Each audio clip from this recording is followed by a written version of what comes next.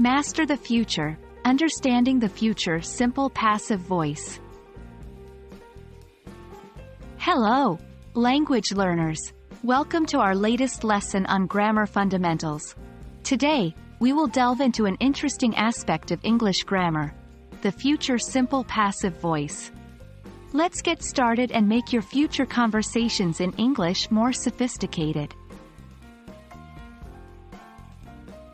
Before we dive into the future simple passive voice, let's take a moment to remember what the passive voice is. In English, when the focus is on the action rather than who or what is performing the action, we use the passive voice. For example, in the sentence, "The window was broken by the ball," the focus is on the action, breaking the window, not on who did it, the ball.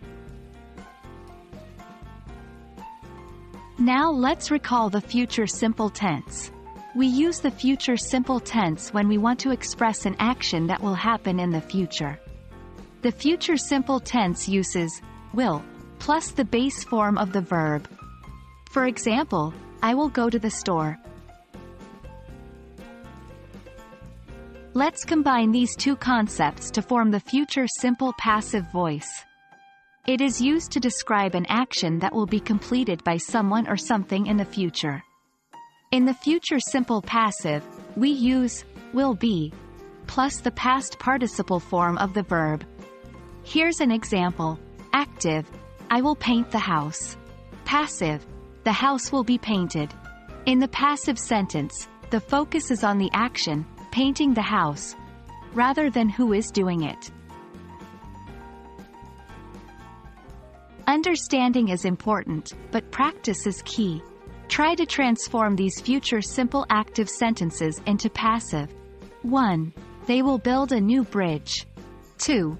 She will cook dinner. 3. The teacher will assign homework. Remember to focus on the action, not the doer. Post your answers in the comments below. And there we have it, the future simple passive voice. With this tool in your English language arsenal, you'll be able to focus more on the action and less on the doer. This will give your English a more fluent and natural feel. Keep practicing, and in no time, you'll find that you are using the future simple passive voice with ease. Thank you for joining us today. We hope you found this lesson helpful. Until next time, happy learning!